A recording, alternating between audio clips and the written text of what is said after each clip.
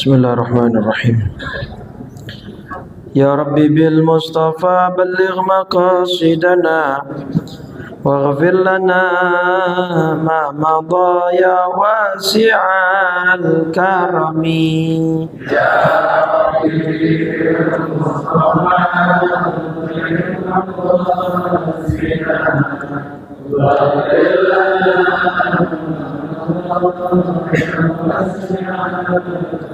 lam yahtalim qattu taha mutlaqan abada wa ma tasa'aba aslan fi mada zamani.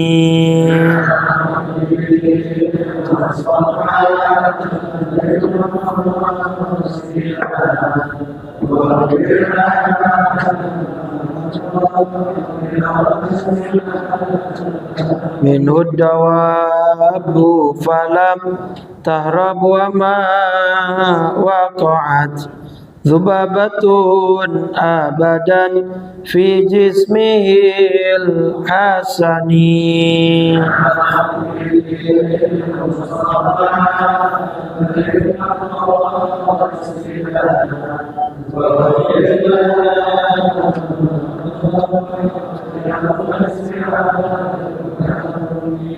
Allahumma salli wa sallim wa barik wa ala alihi Fatihah ila ruhi Rasulillah Sayyidina Muhammad ibn Abdullah wa ala alihi wa sahbihi wa mawalah wa jami'i awliya'illah wa asfiyallah khususan sadati Nabi Bakrin wa Umar wa Uthman wa Ali an baqiyatis sahabati wa tabi'in wa tabi'it tabi'in wa man tabi'ahum bi ihsanin ila yaumiddin wa alaina ma'ahum wa fihim rahmatika ya arhamar rahimin. Thumma ila ruh Muhajirin Allah Ahmad bin Isa wal Ustadil Azam al-Faqih al-Muqaddam Muhammad ibn Ali Ba'alawi Syekh Abdul Rahman bin Muhammadin Saqaf Auladihi al-Jami' wa akhwan al-Jami' Thumma ila ruhi sahibir ratib Qutbil Irsyad wa khawthil ibad wal bilad Al-Habib Abdullah bin Alawi al-Haddad wa usulihim wa furu'ihim. Thumma ila ruhi mu'allif hadha al-kitab Al-Syekh Sayyid Abdullah bin Hussein bin Tahir Ba'alawi. ثم إلى الشيخ النووي بن عمر الجاوي البنتني ثم إلى الشيخ والدي كالحاج أحمد مصطالح بدوي حنفي ثم إلى الشيخ محمد مرزوق بن مرصاد ثم إلى روح الحبيب عبد الله بن محفوظ الحداد مؤسس جامعة الأحقاف ثم إلى روحي حبابة سكينة بنت سيد علي بهرون ثم إلى روحي من علماء wali kampung Kelendar jami'an ثم إلى روحي أمواتنا وأمواتكم وأموات المسلمين أجمعين أن الله الكريم تغشانا تغشاهم بالرحمة والمغفرة ويعيد علينا من بركاتهم وعلومهم ونفحاتهم في الدين والدنيا والآخرة وعلانية الفتوح والمنوح والرسوخ وتوبة النصوح وصلاح الجسد والروح وإلى حضرة النبي الفاتحة. أعوذ بالله من الشيطان الرجيم. بسم الله الرحمن الرحيم. الحمد لله رب العالمين الرحمن الرحيم مالك يوم الدين إياك نعبد وإياك نستعين اهدنا الصراط المستقيم صراط الذين أنعمت عليهم غير المغضوب ولا الضالين Amin. Bismillahirrahmanirrahim. Nawaitu ta'alluma wa ta'lima wa tadhakkura wa tadhkira wan naf'a wal intifa'a wal ifadata wal istifadata wal hatha ala tamassuki bi kitabillahi wa bi sunnati rasulillahi sallallahu alaihi wasallam wa du'a ilal huda wa dalalata alal khair ibtigha'a wajhillahi wa mardatihi wa qurbihi wa thawabihi. Bismillahirrahmanirrahim. Assalamualaikum warahmatullahi wabarakatuh. Innal hamdalillah nahmaduhu wa nasta'inuhu wa nastaghfiruh wa na'udzu billahi min shururi anfusina wa min sayyiati a'malina. May yahdihillahu fala mudilla lahu wa may yudlil fala hadiya lahu. Asyhadu an la ilaha illallah wahdahu la syarika lah wa asyhadu anna sayyidana wa nabiyyana Muhammadan abduhu wa rasuluh la nabiyya wa la rasula ba'dah. Allahumma salli wa sallim wa karrim wa azim ala sayyidina Muhammadin wa ala alihi wa sahbihi haqqa qadrihi wa miqdarihi al-azim. Subhanaka la ilma lana illa ma 'allamtana innaka antal alimul hakim. Rabbi shrah li sadri wa yassir li amri wahlul 'uqdatam min lisani yafqahu qawli wasaddid lisani wahdi qalbi bihaqqi sayyidina Muhammadin sallallahu alaihi wasallam. Amma ba'd. Fa ya ayyuhal hadirun wal hadirat, segenap para asatidz, para guru, para orang tua, para hujjaj, para tokoh dan pengurus Masjid Jami' Nurul Amal, Bapak Ibu jamaah salat maghrib rahimakumullah.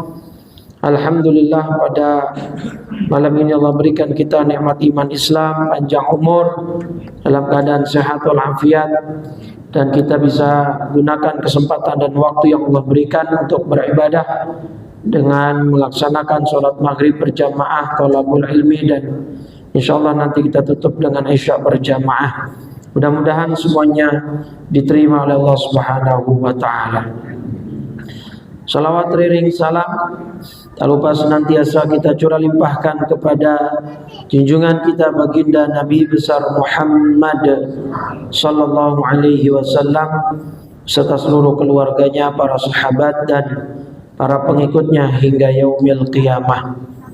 Mudah-mudahan kita semua yang hadir kelak termasuk tergolong dari umat Nabi Muhammad yang mendapat syafaatnya dan kita mendapatkan surga dari Allah Subhanahu wa taala. Amin ya rabbal alamin. Baik, kita akan melanjutkan pembacaan kitab Sulamut Taufiq fi Mahabbatillahi 'ala Tahqiq, ya karya Syekh Said Abdullah bin Tahir. Mudah-mudahan apa yang kita baca senantiasa diberikan ilmu yang bermanfaat oleh Allah Subhanahu wa taala. Kemarin kita sudah bahas kewajiban setiap mukallaf untuk masuk ke dalam agama Islam. Mukallaf itu kemarin sudah saya jelaskan panjang lebar, yaitu orang yang baligh, orang yang berakal, yang selamat panca inderanya, sehat, tidak memiliki kebutuhan khusus, dan sampainya dakwah kepada dia. Maka pada dalam konteks ini orang-orang non-muslim mereka disebut mukallaf, maka mereka wajib masuk Islam. Tetapi bagi kita yang sudah beragama Islam tidak boleh memaksa mereka masuk Islam. Jadi bedakan, merekanya wajib harus masuk. Karena kalau mau selamat ya cuma itu caranya, nggak ada cara lain. Gitu, nggak ada jalan lain. Nah, kemarin sampai situ ya. Nah, kita baca, kita lanjutkan di sini. Bismillahirrahmanirrahim. Qala Syekhul Muallif Qala Syekhul Muallif rahimahullahu taala wa adaman naf'a bihi wa bi barakati ulumihi wa bikum fid dharain amin radhiyallahu taala anna wa ankum. Wa thubutu fihi 'ala dawam, dan wajib pula bagi segenap mukallaf untuk tetap berada di dalam agama Islam sampai dia mati atau meninggal dunia. Itu wajib dijaga, wajib dipelihara. Sering saya ulas ayat yang biasa dibawakan para khatib Jumat. Perintah Allah, wala tamutunna illa wa antum. Ini kan perintah. Kata Allah, janganlah kamu mati kecuali dalam keadaan muslim. Dalam kaedah usul fikih, al-amru yadullu 'alal wujub. Perintah itu pada dasarnya menunjukkan kepada keharusan pada dasarnya. Kecuali nanti ada korinah-korinah atau ada isyarat-isyarat lain yang mengalihkan dari sifat wajib. Maka yang tadi kita bahas, wathubut fihi 'ala dawam, wajib bagi setiap mukallaf senantiasa berada di dalam agama Islam sampai mati. Nah, wajib ini kan berarti kita harus kerjakan. Pertanyaannya, emang bisa kita nyetel kematian kita? Bisa nggak kita nyetel kematian kita?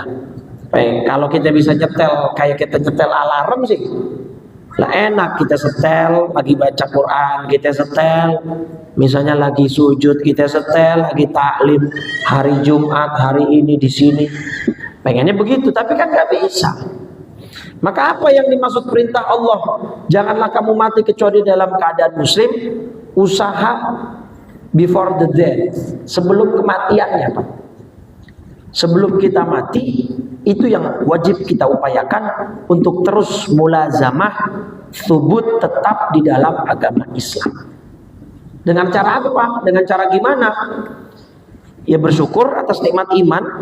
Salah satu cara bersyukur atas nikmat iman adalah ibadah. Salah satu ibadah adalah duduk di majelis taklim. Itu dia. Ini cara kita nih sedang melazimkan atau mendawamkan, menetapkan mudah-mudahan agama ini, iman ini sampai kita mati. Kan begitu ya. Nah, doa supaya kita mati di hari tertentu, di tempat tertentu, itu boleh nggak? Atau sedang melakukan hal tertentu, itu boleh nggak? Boleh, Pak. Kemarin saya ungkapkan, almarhum Mbah Maimun Zubair itu muafatnya di hari Selasa sesuai doa beliau di kota suci Mekah sesuai keinginan beliau, dan sedang pergi haji tahun 2019 kemarin. Itu Mbah Maimun selalu minta sama santrinya kalau lagi taklim gini, mohon doain biar saya wafatnya di hari Selasa. Kok bukan Jumat, Ustaz? Bukannya di hadis yang mulia itu matinya di hari Jumat? Itu memang ada hadis begitu, tapi itu untuk orang umum, orang awam. Dalam risetnya beliau, Mbah Maimun Zubair punya riset mengumpulkan data kebanyakan orang alim yang soleh wafatnya di hari Selasa. Beliau pengen dimasukkan ke dalam kategori itu, dan Allah kabulkan. Dan itu boleh, Bapak Ibu. Misalkan kita minta, ya Allah saya pengen, bahkan kalau bisa meninggal di tanah suci haram Mekah atau Madinah, silakan Bu. Khususnya Madinah, yang hadis sekarang yang akan saya sampaikan, ini hadis Tirmidzi nomor 3917. Ya, nomor hadis 3917 Sunan Tirmidzi. Man istata'a ayyamuta bil Madinah falyamut biha. Siapa yang mampu untuk mati di kota Madinah, maka hendaknya dia mati di sana. Upayakan untuk bisa mati di sana. Caranya gimana? Ya bukan bunuh diri. Kalau habis umroh terus bunuh diri di Madinah dalam rangka melaksanakan hadis ini, ya PA namanya. Itu ya. Bukan, maksudnya ya mungkin dengan cara beli properti di sana. Nah, kemarin jamaah saya, Pak, Bu, orang Pulau Mas. Dia setelah kajian, setelah taklim izin sama saya, Ustaz, mungkin ke depan saya nggak bisa lagi ikut taklim Ustaz di sini, kata dia gitu. Kenapa, Pak? Tapi yang online insya Allah bisa, karena jamaah saya itu ngikut saya di offline dan online.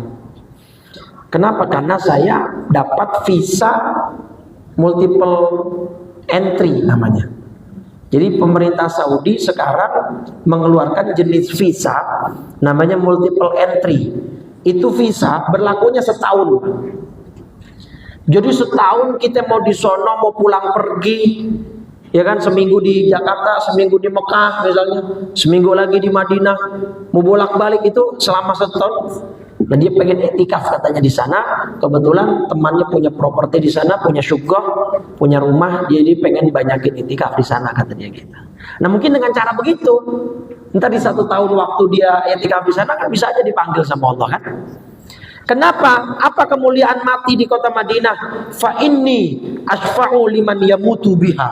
Karena saya akan memberi syafaat kepada orang-orang yang mati di kota Madinah tersebut. Jadi ada kemuliaan, Pak, ada privilege khusus gitu ya. Nah, ada juga nih dalil di dalam kitab Azkar Nawawi. Dalam kitab Azkar Nawawi di sini sebentar. Kitabnya error. Seorang sahabat ada yang doa sama Allah supaya matinya dalam keadaan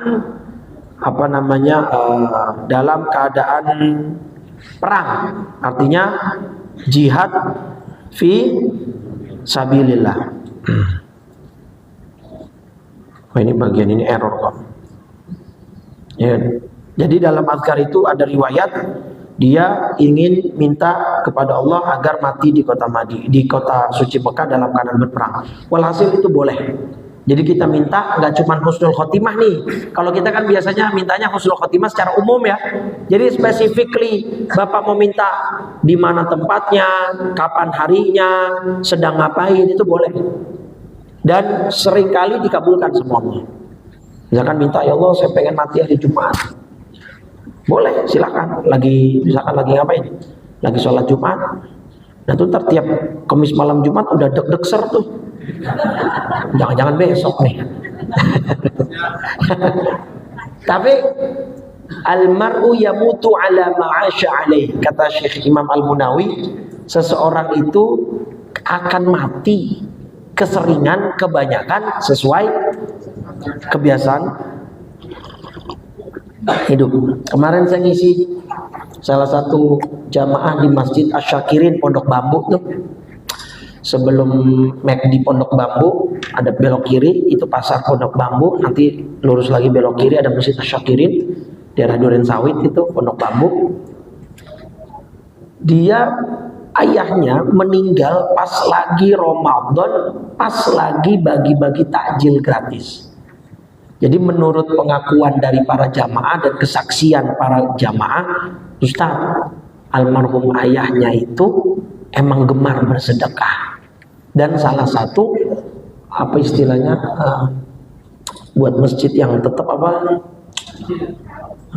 donatur tetap masjid. Dan meninggalnya pas lagi bagi takjil, tiba-tiba kena serangan jantung, dibawa ke rumah sakit terus meninggal. Tuh, lagi sedekah meninggal, karena memang biasanya begitu. Nah jadi kita biasakan terus berbuat baik, berbuat amal saleh, insya Allah matinya kita dalam keadaan Islam. Itu yang harus kita bawa. Dan itu syarat mutlak harga mati. Ya, misalnya minta pengen meninggal saat dalam keadaan sujud, boleh. Kalau sujud, meninggal lagi dalam keadaan sujud, dia lagi sholat ngadep kiblat, misalnya sholatnya di masjid berjamaah, lagi sujud lagi. Kan dalam hadis sahihnya aqrabu ma yakunul 'abdu min rabbi fa huwa sajid. Orang dalam posisi sujud adalah orang yang paling dekat posisinya dengan Allah. Mau Bapak Ibu? Meninggal dalam keadaan sujud mau? Ntar Isya jam 7 Isya. Saya ngasih tahu Isya jam 7 itu tuh, Isya jam 7. Nah, sekarang gini Pak, ayat yang biasa kita baca Fatihah itu ayat ke-6. Apa bunyinya? Ayat ke-6. Lah, Fatihah ayat 6. Ihdinas, la haula wala quwata illa billah. Masih diurutin juga. Alhamdulillahirabbil alamin. Masih dihitung ya kan. Ihdinas siratal. Nah, di dalam tafsirannya siratal mustaqim ini banyak versi. Ada yang bilang ini agama Islam. Ya, ada yang bilang siratal mustaqim jalan yang lurus itu maksudnya adalah Al-Qur'an. Ada yang bilang syariat. Ya walhasil mirip-mirip lah. Nah, maka di dalam tafsir Al-Baghawi ada pertanyaan. Kalau siratal mustaqim artinya agama Islam, lah kan nggak mungkin orang baca Fatihah kecuali dia orang Islam. Paham nggak Bu Pak? Nih, coba pikir. Ayat ke-6 surat Fatihah, kita minta sama Allah supaya diberikan petunjuk jalan yang lurus. Jalan yang lurus menurut sebagian ulama tafsir itu artinya agama Islam. Jadi kalau diterjemahin, ya Allah berikanlah kami petunjuk untuk agama atau memeluk agama. Lah kan yang baca Fatihah udah pasti orang Islam, bener gak? Kenapa dia minta lagi? Nah, kata Imam Al-Baghawi dalam tafsirnya, yang diminta adalah at-thubut. Yang diminta adalah ketetapan. Islamnya kita punya. Di sini Islam enggak semuanya? Islam enggak? Lah Islam jangan ragu-ragu banget jawabnya. Nah, kita ihdinas siratal mustaqim bukan berarti minta Islam lagi. Islamnya udah punya. Minta bisa bermakna at-tajdid, pembaharuan. Ibarat sekarang di aplikasi handphone kan setiap beberapa periode minta update, pembaruan ya. Nah iya, kita juga bisa minta agama supaya diupdate, supaya refresh terus. Atau yang kedua maknanya minta as-subut, minta ketetapan dan keistiqomahan. Itu yang diminta ketika kita baca ihdinas. Diserapin tuh maknanya, pahamin ihdinas siratal mustaqim dalam hati sambil ya Allah sampai mati. Allah bawa, tetapkan iman Islam ini di dalam hati sampai mati. Minta sama Allah. Nah, kalau udah minta begitu, insya Allah wafatnya dalam husnul khatimah. Waltizamu ma lazima alaihi minal ahkam. Kalau di syarahnya kata Syekh Nawawi dari Imam Ali radhiyallahu anhu annahu qala, ya ini Birqatus Su'ud ya, syarahnya Sulamut Taufiknya karya Syekh Nawawi Banten, bahwa tamamun nikmah, kesempurnaan nikmat itu bisa didapat kalau dia udah dapat al-mautu 'alal Islam, mati dalam keadaan Islam. Itu udah sempurna nikmatnya, udah aman. Nah, maka Ibnu Abbas dan Ali bin Abi Thalib beda pendapat tuh Bapak Ibu dalam kitab Ithafus Sadatil Muttaqin Syarah Ihya Ulumuddin. Ibnu Abbas dengan Sayyidina Ali bin Abi Thalib itu berbeda pendapat soal pertama, apa amal terbaik. Kedua, apa bulan terbaik. Dan yang ketiga, apa hari terbaik. Nah, saya tanya dulu nih sama Jamanul Amal nih. Amal terbaik, ibadah terbaik apa? Amal terbaik seseorang hamba apa? Sholat 5 waktu. Bulan terbaik, bulan suci Ramadan. Hari terbaik, hari Jumat. Nah, itu jawabannya Ibnu Abbas. Jadi amal terbaik adalah sholat 5 waktu tepat pada waktunya. Bulan terbaik adalah Ramadan. Dan hari terbaik adalah Tuh, Jumat. Jadi Jamaah Nurul Amal udah sekelas Ibnu Abbas. Karena jawabannya, nah itu keren ya tuh. Tuh ya. Nah, tapi Ali bin Abi Thalib punya POV yang berbeda. Ngerti gak POV? Point of view, sudut pandang yang berbeda. Kata Imam Ali bin Abi Thalib, amal terbaik itu yang diterima. Mau apaan aja amalnya, asal diterima, itu yang terbaik buat dia. Kedua, bulan yang terbaik adalah bulan yang di dalamnya hamba tersebut taubat. Mau apapun bulannya, asal dia taubat di dalamnya, itu jadi bulan terbaik buat dia. Dan yang ketiga, hari terbaik adalah hari di mana dia mati dalam Islam. Jangan diadu. Ibnu Abbas melihat dari dalil-dalil zahir. Betul semua jawaban Ibnu Abbas. Amal terbaik sholat, bulan terbaik Ramadan, hari terbaik Jumat. Dalil-dalil zahirnya, teks-teks hadisnya memang begitu. Kalau Imam Ali melihat kepada esensi Pak, substansinya, isinya. Ya benar, Sayyidina Ali juga benar. Amal terbaik jadi yang diterima. Iya kan? Ada perempuan nakal dapat ampunan dari Allah hanya karena kasih minum seekor. Biasa dong anjingnya. Semangat banget. Bener gak? Cuman ngasih minum seekor anjing tapi diterima. Terbaik gak berarti buat dia tuh. Dan gara-gara itu akhirnya dia dapat ampun. Tuh. Jadi kadang juga sholat gak diterima juga. Ada sisipan riaknya, kagak khusyuknya. Lah kita lagi sholat lupa rokaat, coba dah. Kan lucu dia, itu hal terlucu, tapi kita sering terjadi itu.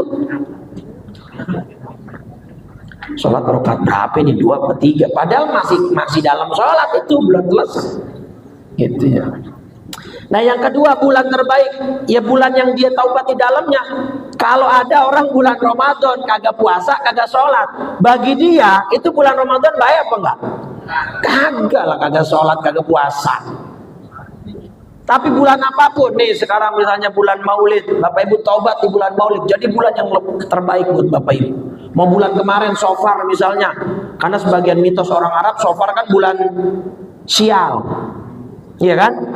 Nah, tapi kita taubat di dalamnya, itu jadi bulan terbaik. Nah, hari terbaik yang menjadi bahasan kita adalah hari di mana kita mati dalam Islam. Itu hari terbaik bagi kita. Kenapa? Karena kita sudah mengunci kunci keamanan dan keselamatan kita di hari akhirat. Kita bicara syafaat Nabi di akhirat, tapi syafaat Nabi nggak bisa untuk orang yang beragama di luar Islam atau yang tidak membawa iman.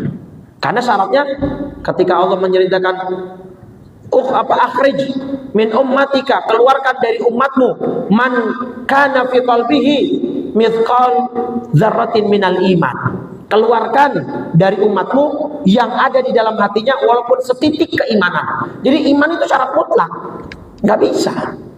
Kita baru bisa ngandelin sahabat Nabi kalau matinya bawa iman. Makanya kalau ada orang lagi ngap-ngap disuruh talqin. Bahkan kata ulama, kalau la ilaha illallah dirasa kepanjangan karena dia napasnya udah tersengal-sengal, Allah aja udah bacainnya, jangan kepanjangan la ilaha illallah. Ini apa la ilaha illallah Muhammadur Rasulullah lagi? Itu orang lagi berjuang lagi. Ya Allah. Yang penting hatinya, kalau dia diingetin Allah begitu, ntar hatinya tetap iman Pak. Karena kalau dibaca di kitab Daqaiqul Akhbar, itu injury time, masa-masa apa? Ya masa-masa terakhir itu Pak, injury time. Masa-masa yang rentan untuk kegolan itu kan di injury time. Itu setan sekuat tenaga ngegoda supaya orang ini keluar dari Islam. Di antara yang disebutkan dalam riwayat kitab Daqaiqul Akhbar, menjelang sakaratul maut itu kita haus. Nah, setan ngebawa kendi isinya air. Ini ibarat begini, dibunyiin. Ada bunyi airnya kan tuh. Ya, kita diajak interaksi sama setan. Nih, gua kasih lu air. Tapi annahu la sani'a lil alam. Katakan bahwa tidak ada pencipta di alam semesta ini. Kita diajak ngomong begitu, Pak. Sekali dia ngomong iya, waduh, dah habis. Makanya itu masa-masa injury time itu di sakaratul maut itu. Makanya perlu pendampingan dengan dibacakan itu untuk membantu dia supaya ngingetin bahwa Allah, Allah, Allah, Allah. Itu masa-masa. Nah itulah. Tapi gak usah khawatir, Pak.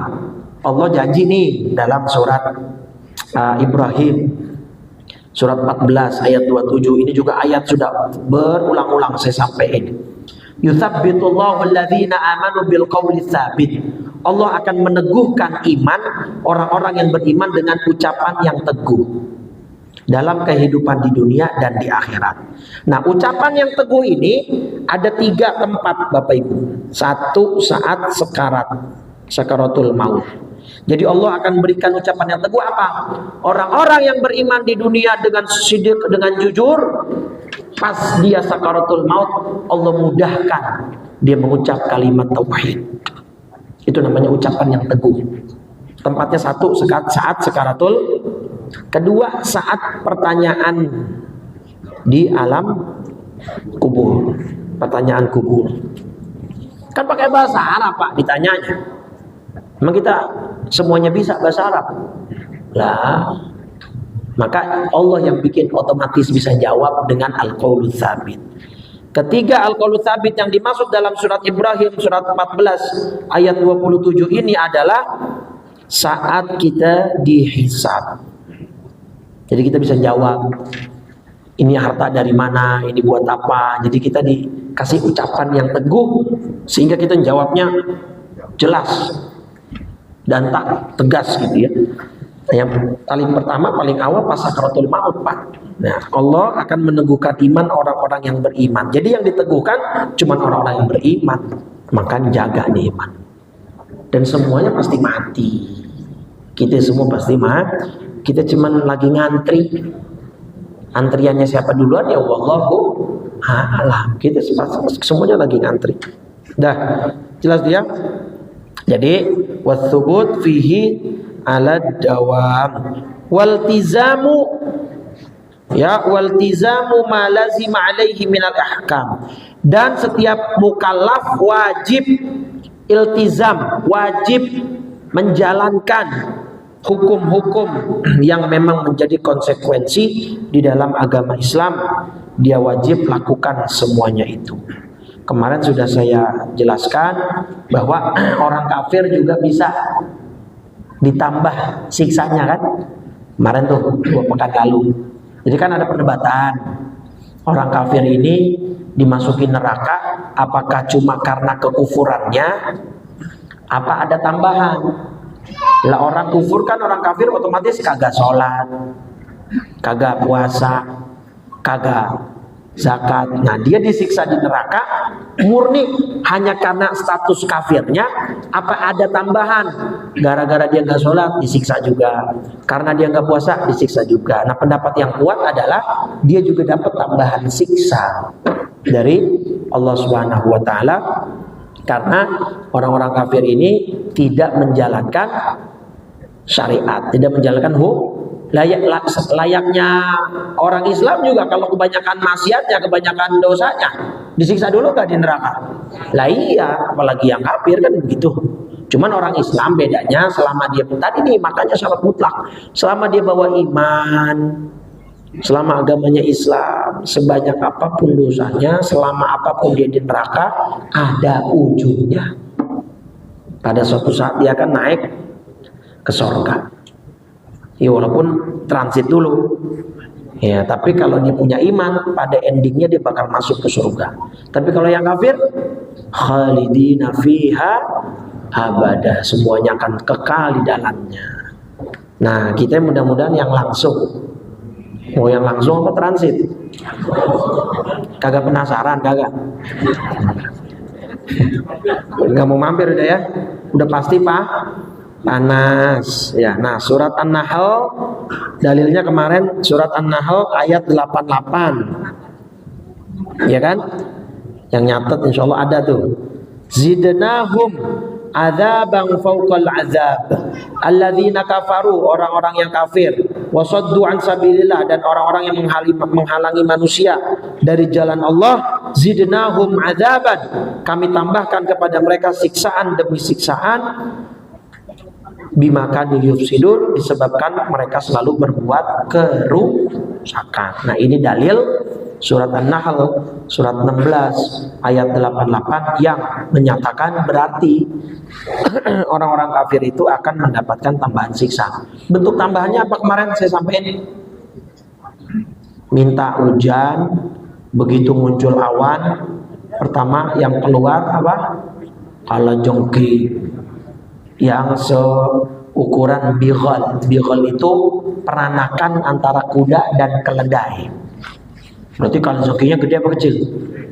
Yang kedua, minta lagi hujan. Muncul awan hitam, tapi ini bukan kalajengking, ular yang diameternya segede leher onta. Itu udah saya jelasin kemarin. Nah, itu orang kafir sudahlah panas ditambah siksa-siksa seperti itu.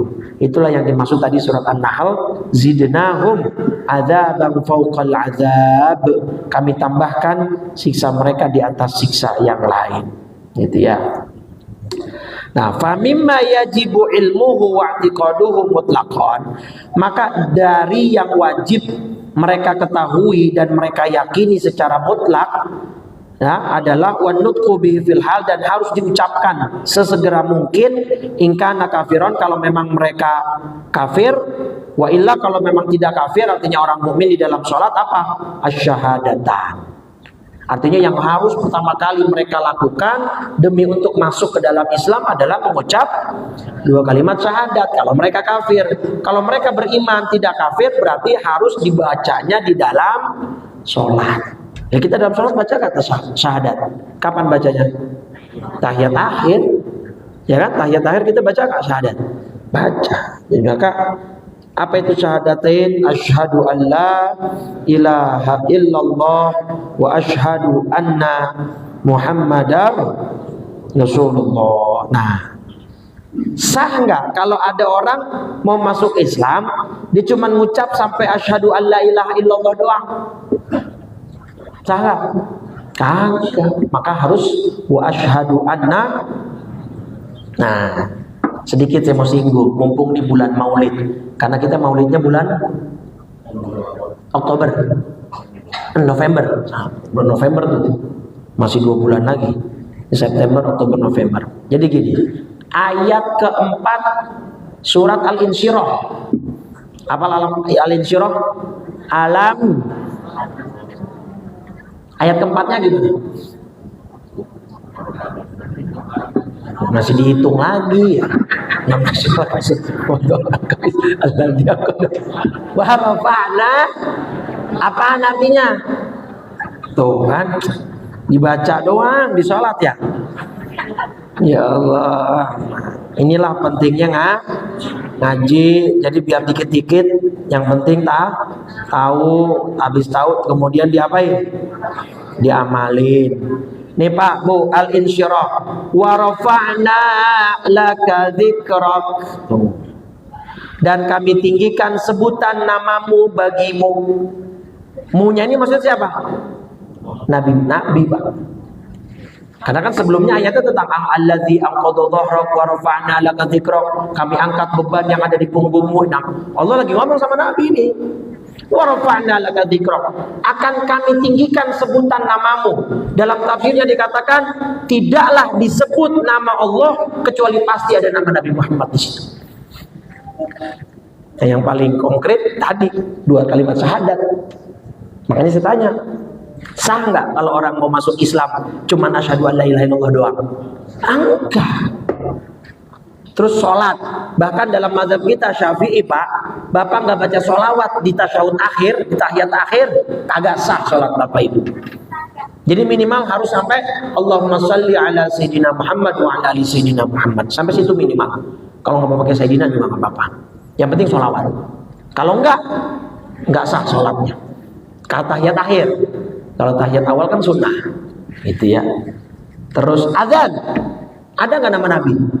Ada. Jadi warafa'na laka dzikrok, kami tinggikan namamu. Coba cari siapa nama manusia yang sampai sekarang disebut-sebut di seluruh dunia. Ada nggak? Nggak ada, cuma nama Nabi Muhammad SAW. Azan itu Pak 5 kali sehari, dan dunia zona waktunya itu beda-beda. Berarti kan setiap waktu, setiap saat nama Nabi disebut Pak. Bener nggak? Nah, iya, Indonesia aja ada berapa zona waktu? WIB, WIT, sama WITA. Iya kan? Maka kalau orang puasa, duluan mana bukanya? Timur apa? Balik paling ujung apa? Papua ya. Paling cepat tuh bukanya. Karena zonasi waktunya berbeda. Itu baru Indonesia. Gimana yang dunia? Nah, satu mau saya sebut di sini. Ada satu ayat Bapak Ibu di dalam surat An-Nisa. Surat 4 ayat 64. Ya. Kalimat ayatnya begini. Walau annahum idzalamu anfusahum ja'uka fastaghfirullaha wastaghfara lahumur rasulu lawajadullaha tawwabar rahima. Dan sungguh sekiranya mereka setelah menzalimi diri mereka sendiri kemudian datang kepadamu wahai Muhammad SAW, lalu memohon ampun kepada Allah dan Rasul pun memohonkan ampunannya untuk mereka, niscaya mereka dapati Allah penerima taubat. Simpelnya gini, kalau ada orang berbuat dosa datang ke Nabi, Nabi tolong dong doain supaya dosa saya diampunin sama Allah, itu pasti diampunin. Kagak mungkin kagak. Karena yang Allah mandang yang minta siapa? Nabi Muhammad SAW, makhluk yang paling Allah. Nah kadang-kadang kita kan begitu Pak. Kita mau minta nih sama orang tua kita. Biasanya kita pakai tameng adik paling bungsu nih. Paham gak maksud saya? Ada anak pertama, kalau dia minta maka gak diladenin sama orang tuanya. Tapi kalau adiknya yang paling bungsu minta, langsung dibeli. Maka kita suruh dia suruh deh, bilang sama mama beli bakso gitu, atau beli apa gitu, langsung dibeliin gitu. Karena ini anak yang paling dicinta biasanya. Nah kayak gitu Pak konteksnya, paham ya?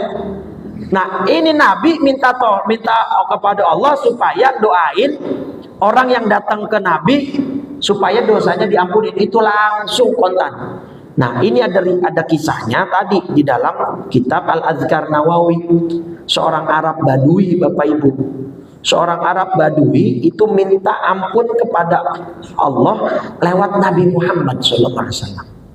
Ini kisahnya dalam kitab Azkar. Jadi ada orang Arab Badui. Jadi gini, Imam Utbi namanya yang meriwayatkan kisah ini duduk di makam Nabi. Tiba-tiba datanglah orang Arab Badui ziarah ke Nabi nih. Assalamualaikum ya Rasulullah. Ucap salam nih. Kemudian dia bawa ayat tadi tuh, surat An-Nisa ayat 64. Ya Rasul, saya dengar firman Allah ayat 64 surat An-Nisa begini. Maka sekarang saya datang kepada engkau mustaghfiran min dzambi.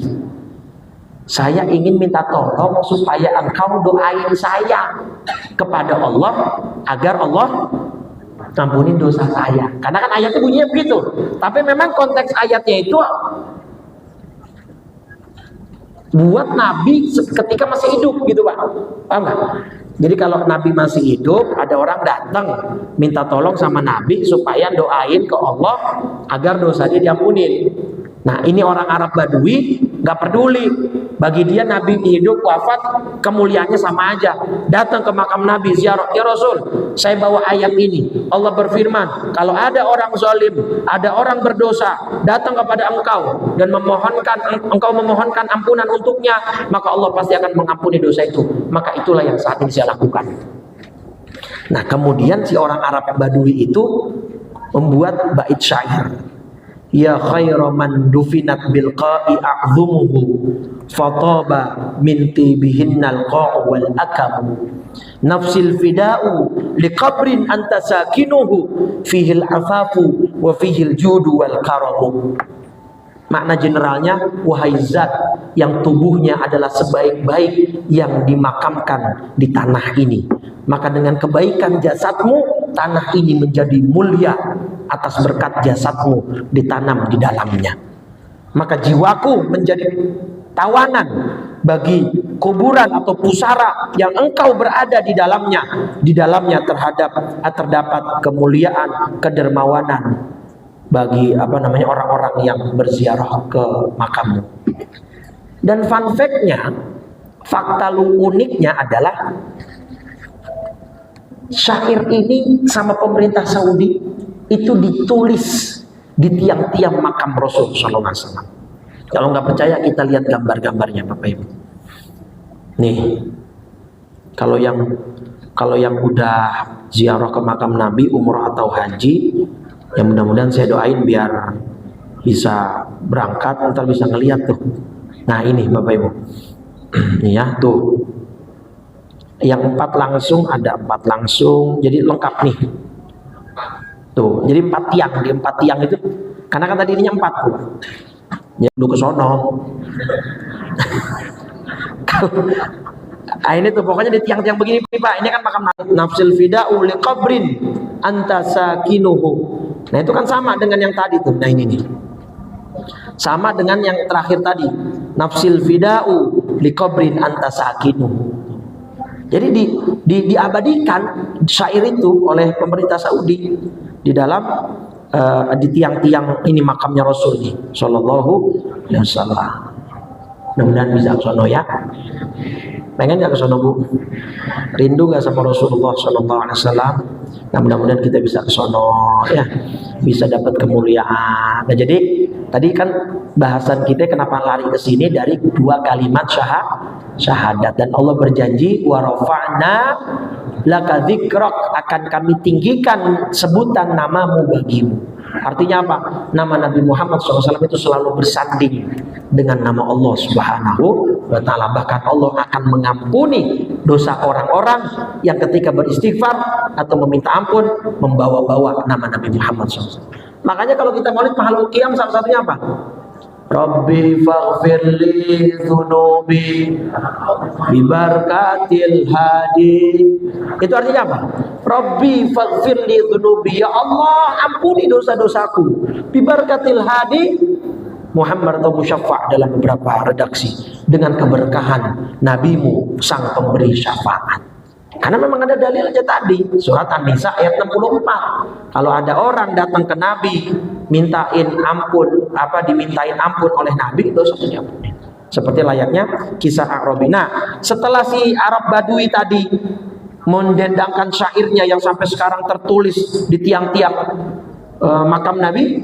Nah, Al-Utbi yang meriwayatkan hadis ini itu tiba-tiba fahamalatni ainaya, ketiduran Pak.